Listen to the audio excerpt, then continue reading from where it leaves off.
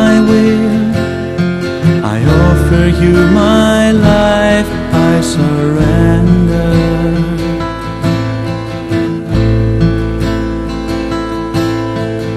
Father, oh Abba, I offer you my will, I offer you my life, I surrender.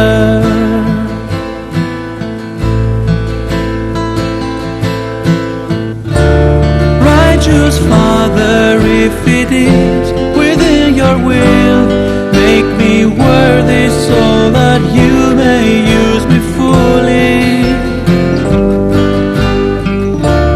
Righteous Father, if it is within your will, make me worthy so that you...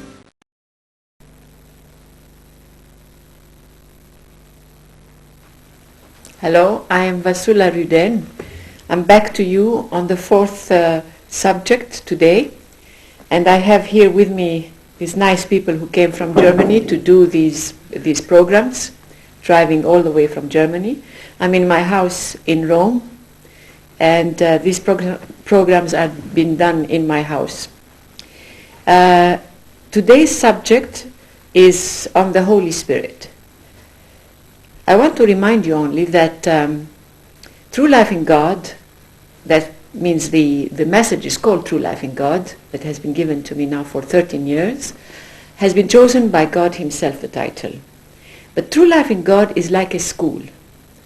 Jesus comes back to us in this special way through this charism that he has given me for the benefit of the church, to teach us and remind us the things that he has given us. Nothing is new, therefore.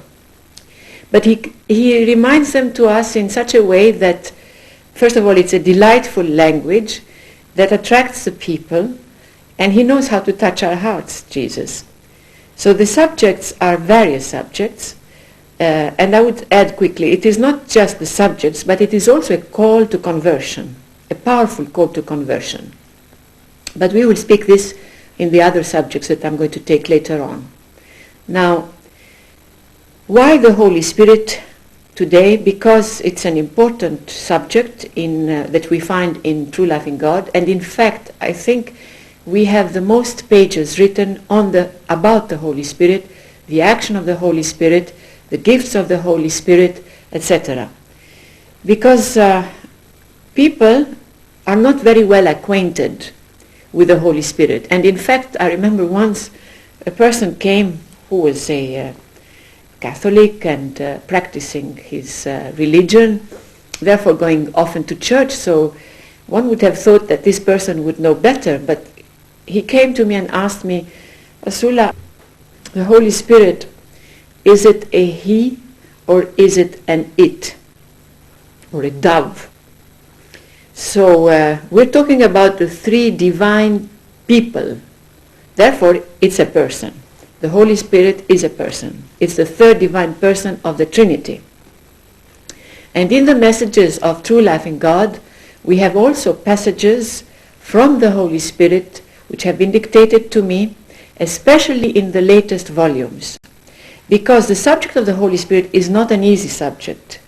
It is deep, it is powerful, and sometimes the Holy Spirit speaks in metaphors and in a mystical language that we come to grow into that if we read from the very beginning, that means from book 1, 2, 3, 4, etc. Because as I said to you in the beginning, it is like a school. If anybody wants to read the messages, they get like book number 5 or 6 or 7, they jump all the others, they will have a problem to understand the mystical language, because mystical language is flowery, it is different, and one should take it in a spiritual manner and not a physical manner. So as we are so much physical here on earth, we are tending sometimes to think of it in a physical way, which is completely wrong. So it's all spiritual. Now, the messages that Jesus gives us in this True Life in God, as I said, they are based on the teachings of scriptures also. Today I'm going to read a few passages. The other 3 times I never took any passage of the messages, but I just wanted to get you familiar into my experience rather, and so that you understand me better. But let me take a passage now on the Holy Spirit. Without the Holy Spirit, we cannot, first of all, live in God. And this is what Jesus said 2 years ago. He said, "I will pour out my Spirit as never before in history on all mankind, to deploy his power from one end of the earth to the other, ordering a renewal and a revival of my sanctuary." Now what does that mean? It means that already the Holy Spirit is in action on mankind. And it doesn't matter who you are. You can be the most wretched person. He can just pick you up, transform you, and lift you, renew you, what he says here, renew and revive you. Because as it is today, we are living the end of times. Now don't misunderstand me, the end of times does not mean the end of the world. The end of times is an end of one season, one epoch, if you want, one era. And we are at the ends of these times, and I would say thank God for that, because these times were the most horrible, I would say, in the history of the church, because it was prophesied, even in the prophecies of Fatima in Portugal, that these times will be one of the worst times in the church because of this apostasy. Let me explain. Apostasy means someone who is baptized Christian and voluntarily, knowing what he's doing, rejects the divine truth. That means he becomes an apostate.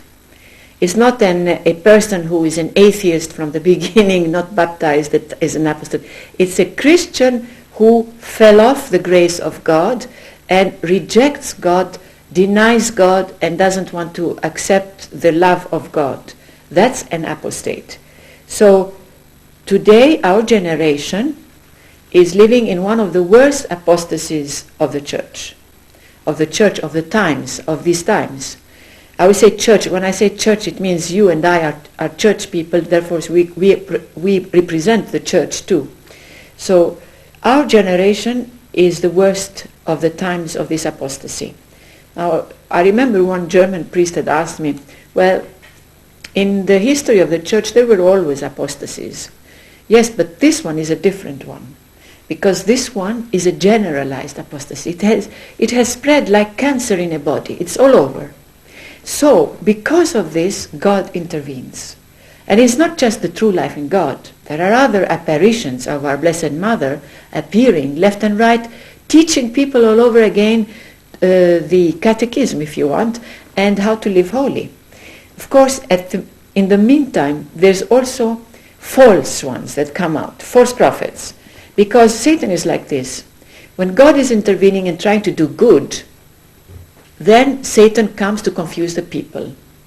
He will spread darnel into the wheat, so that people wouldn't know which is the real and which is the false one.